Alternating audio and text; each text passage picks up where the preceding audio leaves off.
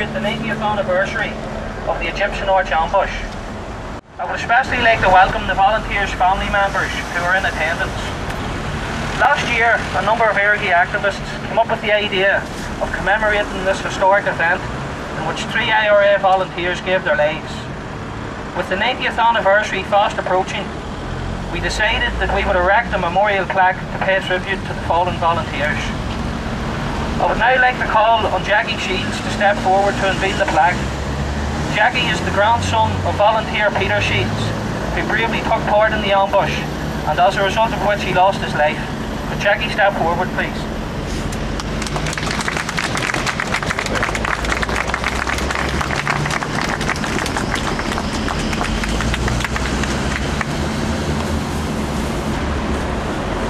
I'd now like to call on Mark McAvoy to lay a wreath on behalf of IRGI.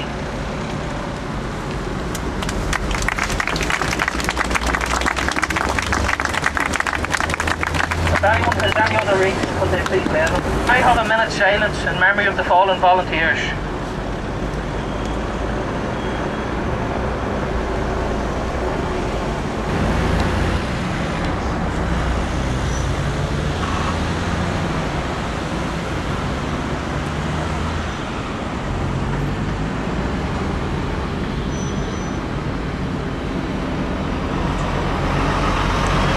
I'd now like to introduce our guest speaker here today. Could you please give a warm welcome to prominent local Republican Davy Hyland.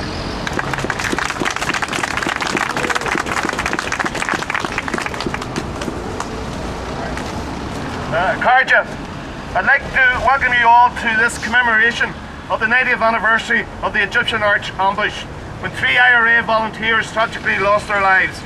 In particular, I'd like to extend a really warm welcome and thank you to relatives from Newry of volunteer John Francis O'Hare and volunteer Peter Shields. The ambush took place on the 12th of December of 1920 in the middle of the War of Independence, when IRA units throughout the length and breadth of Ireland took on the might of the British Empire, led ambushes and attacked RIC stations. On this very day, 90 years ago, IRA volunteers were already making and organising an attack on Camla RIC station, 2 miles from this arch. In order for the attack, launched by over 100 IRA men, to be a success, it was crucial that all roads and lanes to the village should be blocked. In particular, the road from Newry was of vital importance, as the main British garrison resided there, and it was clear that reinforcements would be sent to Camla once the attack had commenced. So just as the attack on the RIC was about to begin, Newry volunteers from the IRA's 2nd Battalion cut down trees on either side of the railway embankment and made a roadblock under the arch, cutting the main road that the Crown forces from the Newry garrison would need if they were to reach Camla quickly. When the volunteers had finished blocking the road, they moved into firing position on top of the arch and waited. However, a major problem that the 2nd Battalion had to deal with was that most of their rifles and other equipment were still in dumps on the south down side of the town.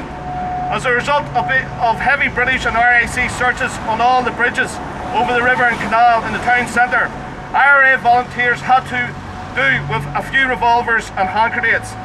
As predicted, the military garrison in Newry heard the attack, and a large force of 39 military and RIC personnel in Crossley tenders were sent to reinforce the Camla station. When they reached the roadblock on the Egyptian Arch, the volunteers dropped grenades on the tenders. 2 or 3 found their target but were thrown out before they could explode. Others exploded on the road. As the military and RIC made for cover in the fields on either side of the arch, the volunteers opened up with a fusillade of revolver fire. A soldier from one of the tenders at once opened fire with a machine gun, raking the top of the arch. Volunteer William Canning from McGilligan's Point, County Derry, who was employed by Cahill Brothers in Hill Street, Newry, was hit in the head and throat and died instantly. It was later admitted by RIC that his body was thrown down from the top of the arch, as it was the quickest way to get it down.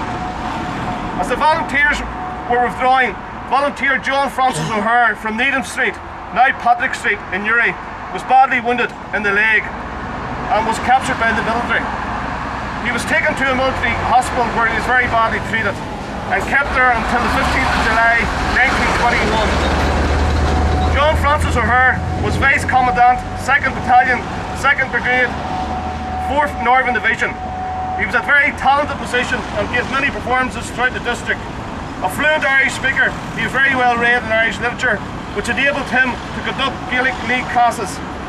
John was also a member of the Shop Assistance section of the Irish Transport Workers Union and worked as a bookkeeper for Quinn's the Milestone on Hill Street. He'd been an active volunteer in Oakland and Ahern for many years, and he travelled extensively throughout counties down and organising different IRA units. Also badly wounded in the withdrawal was Lieutenant Peter Shields from John Martin Street, but his comrades managed to help him to safety. He was taken to a shepherd's hut outside Omeath in County Louth and then moved to the Alexian Brothers. Sadly, volunteer Peter Shields never recovered from his wounds and he died on Christmas Day in 1920. He was buried in an unmarked grave in Omeath. As he was only 22 years of age, it was particularly difficult for Peter's wife Ellen, who was left to rear two small children, Jack and Lucy, on her own. Peter Shields was a member of the John Mitchell Sinn Féin Club from its inception and was also a member of the Newry Fife and Drum Band. He had for some years before his death been in the ranks of Oakland and Ahern, and he had held many important positions within the 2nd Battalion. John Francis O'Hare also lost his battle for life and he died on the 5th of October 1921. The local leadership decided to exhume the body of Peter Shields and bury the two volunteers in a joint service in their hometown.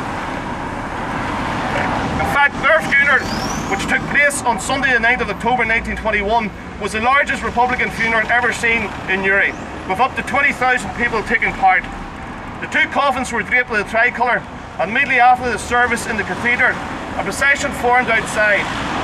Several thousand volunteers from Newry and surrounding districts formed the cortege, followed by the Red Hand War Pipe Band. A guard of honour made up of volunteers, with bandoliers and rifles marched at each side of the hearses.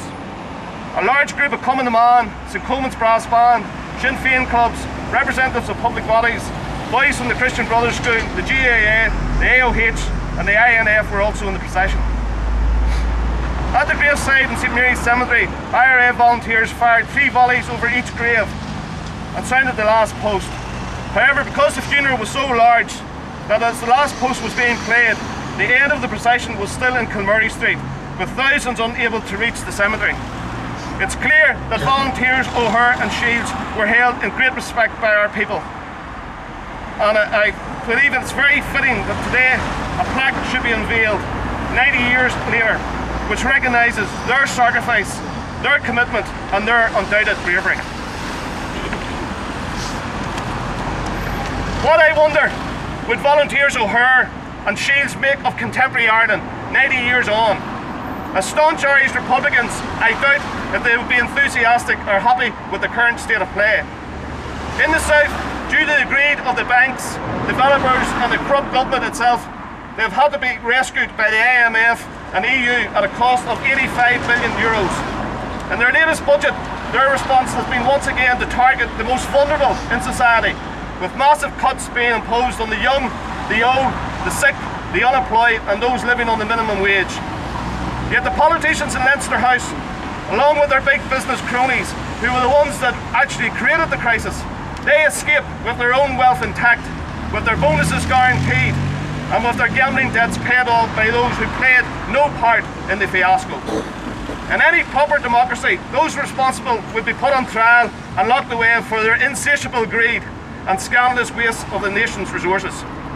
James Connolly pointed out in 1914 that governments in capitalist society are but committees of the rich to manage the affairs of the capitalist class.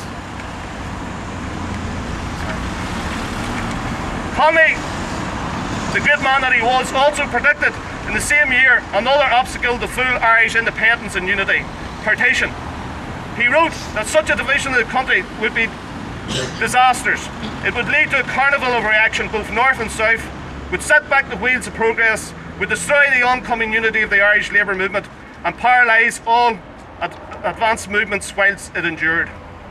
And of course, the author of Britain, Perfidious Albion, now claims to have no selfish or strategic interests in the north of Ireland, and yet, strangely, still maintains a military garrison of over 6,000 British troops, still houses MI5 and all its operatives in Holywood, County Down, and still retains a police force which may have had a name change but still maintains and uses traditional methods of intimidation and harassment, as Newry Republicans have found to their cost in recent times.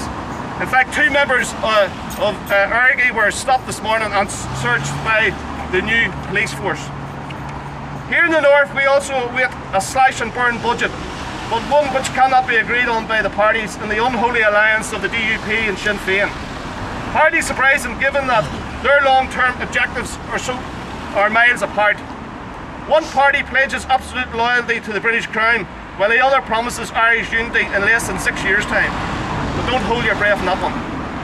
However, they certainly are united in their opposition to independent Irish Republicans and our analysis of politics in Ireland, which exposes the charade at Stormont. Despite their jibes about being conflict junkies, delivered at a British Tory conference no less, we will not be intimidated nor marginalised. We are not going away. However, as Republicans, we do have a duty not only to remember the past, but also to organise for the future in a comradely fashion. In Newry, a committee of independent Republicans has already been established to commemorate the events of 1981 and the hunger strikes of that year. Everyone is welcome to come along, give your thoughts, your views and analysis. And finally, could I thank Ergie today for organising this commemoration and erecting this plaque for the Egyptian arch martyrs. It ensures that volunteers Canning, O'Hare and Shields will always be honoured and remembered. Thank you.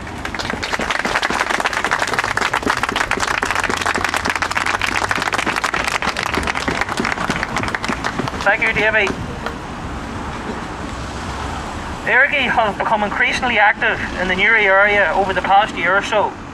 As a result of our steady growth and increase in political activity, we have fallen victim to intimidation and harassment from the PSNI. As Davy has mentioned, the PSNI harassment of Republicans, particularly Ergie activists in the Newry area, is continuing. This harassment is evidence of their continuing role as a paramilitary police force, one that is not worthy of the support of any nationalist or Republican, whether it be the RAC, RUC or PSNI. The British government will always maintain a paramilitary police force to protect its occupation for as long as that occupation continues. The most recent incident, which Davy has also mentioned, occurred just a few hours ago when myself and a fellow Ergie activist were stopped by the British police in Hill Street after we had just collected this memorial plaque. We were surrounded, forced from the vehicle at gunpoint and made to stand with our hands raised above our heads in the centre of Newry while we were vigorously searched.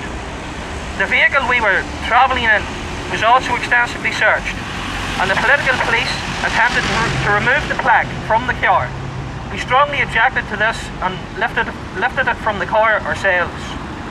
After roughly 20 minutes, during which time they made snide remarks about the plaque, they let us continue on our way.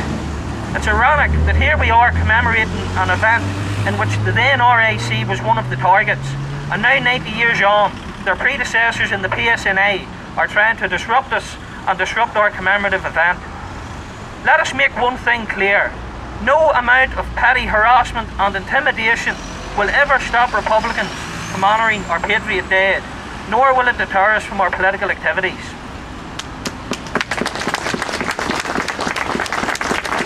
Ergie has also launched its Stormont Isn't Working campaign to highlight the Stormont administration's complicity in the slash and burn policies of the British Tory government that Davy has also mentioned.